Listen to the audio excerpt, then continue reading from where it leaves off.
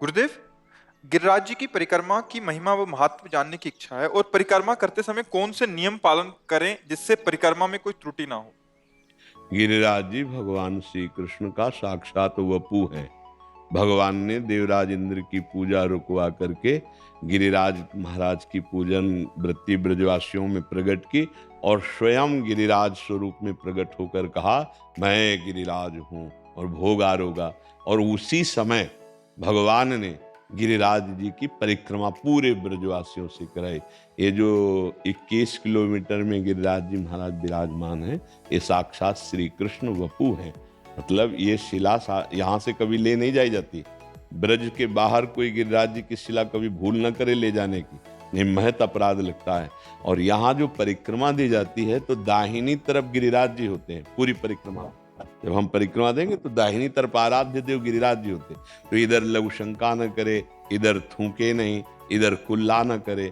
लघु शंका कुल्ला बाई तरफ करे और पूरे गिरिराज जी में मौन परिक्रमा दे या नाम कीर्तन करे। बीच में कोई प्रपंच की बात न करे, कोई नशा न करे। जैसे अज्ञानी जन है, नहीं जानते हैं तो मसाला खा लिया या बीड़ी सिगरेट पी, ऐसा नहीं।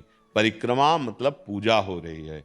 भले एक बार परिक्रमा दो लेकिन नंगे पैर परिक्रमा दो, क्योंकि पूजा में जूता पहन के थोड़ी जाते हैं। तो हम गिरिराज जी की परिक्रमा कर रहे हैं, नंगे पैर करे। दाहिनी तरफ कोई लघुशंका मलमूत्र का कुल्ला आदि का त्याग न करे, बाईं तरफ करे और मौन व्रत धारण करते हुए नाम जप करे या नाम कीर्तन करते हुए। अगर चर्चा हो तो भगवत चर्चा हो, नहीं तो मौन। ऐसी पूरी परिक्रमा कर ले तो 84 लाख योनियों में नहीं जाएगा।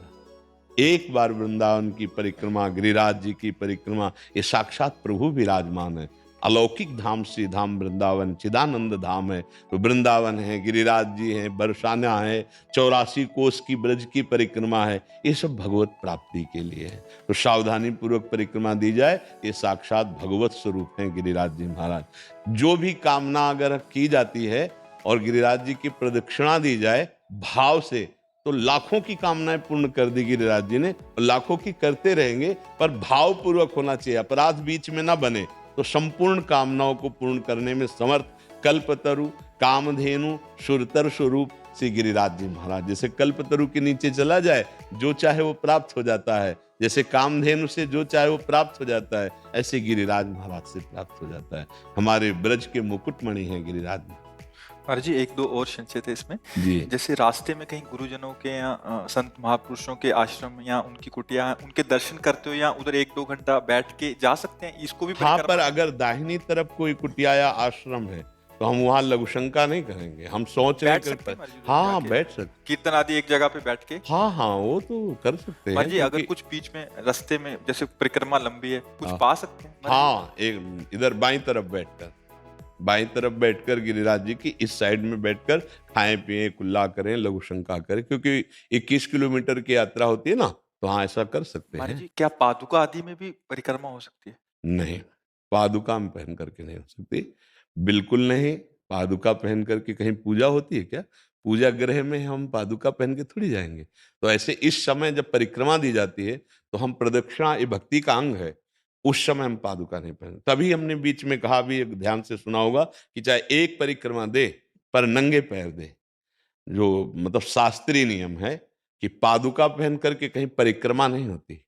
जा सकते हो, मान लो गिरिराज जी गए हो तो पादुका पहने जा सकते हो, लेकिन जहां परिक्रमा उठाई तो पादुका हटा देनी चाहिए, नंगे पैर देना। महाराज जी, एक और संशय। जैसे कुछ वृद्ध जन होते हैं, 70-80 साल की उम्र हो गई है, चल नहीं पा रहे, क्या टमटम आदि से वो बैठ के नंगे वो पैर? दर्शन करना माना जाएगा।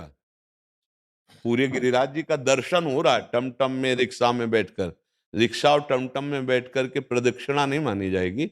वो दर्शन कर रहे हैं आप गिरिराज जी की तलहटी के आसपास। गिरिराज जी का बड़े भाग्यशाली है वो भी। अंदर से ऐसी भावना कर ली जाए कि महाराज जी हम परिक्रमा कर रहे हैं, क्योंकि हमारा इतना शारीरिक हाँ, तो फिर उसमें तो अगर यहाँ ना भी आवे तो भी परिक्रमा का फल मिल जाएगा। ये तो गिरिराज जी आने की बात है। मान लो 1000 कोस दूर है और वो गिरिराज जी का दर्शन कर चुका है एक बार, और प्रदक्षिणा एक बार कर चुका है और वृद्ध है, तो 10 मिनट बैठकर एकांत भाव में आया, एकाग्रता पूर्वक और प्रणाम करके प्रदक्षिणा शुरू कर दी मानसिक, तो उसको वही फल मिलेगा। ये भी बात है। पर इतनी एकाग्रता सिद्ध पुरुषों में होती है अब मन तो एक सेकंड में कितना चंचल है, कहाँ से कहाँ पहुंच जाता है। पूरी गिरिराज जी की परिक्रमा पूरी एकाग्रता से अगर मानसिक दे दी जाए तो वो भी प्रगट परिक्रमा का ही फल प्रदान करेगा।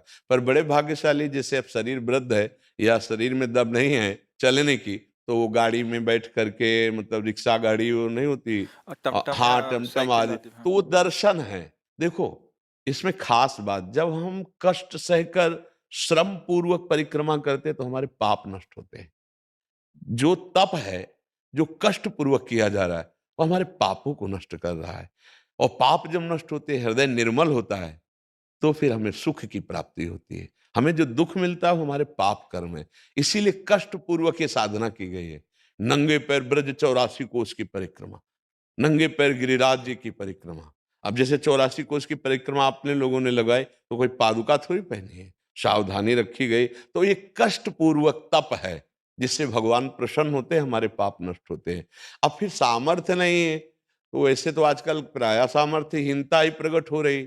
जूता मोजा कार और इसमें जो है ना, तो वो कोशिश करेंगे पैदल चलने की थोड़ी, वो तो कार से ही देखने को। अगर ये हो कि कार से घूमने से फल मिल जाएगा, तो जो कुछ परिक्रमा लग भी रही वो भी बंद कर देंगे।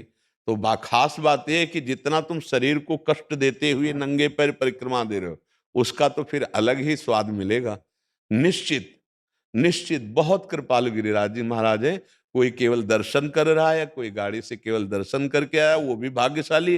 पर परिक्रमा की तुलना नहीं हो सकती। जो नंगे पैर परिक्रमा गिरिराज जी की लगा रहे हैं, उनकी तुलना गाड़ी और रिक्शा इससे नहीं हो सकती। वो अहोभाग्य है। पर कोई नशा ना करें। प्राय हमने देखा है कि गलती कर देते हैं, जैसे बीड़ी सिगरेट और तम्बाकू मसाला खाया कि भाई इतना वो मेहनत कर रहे हो, त्रुटि भी कर रहे हो, ठीक नहीं है। अरे कम से कम 5 घंटे गिरिराज जी की परिक्रमा लगी, तो 5 घंटे नाम जप करो, 5 घंटे तो कोई नशा मत करो, 5 घंटे तो कोई गंदी बात मत करो, कोई गंदा चिंतन ना करो, तो उसका लाभ मिलेगा। तो कष्ट पूर्वक जो गिरिराज जी या वृंदावन की परिक्रमा होती है, विशेष लाभदायक होती है।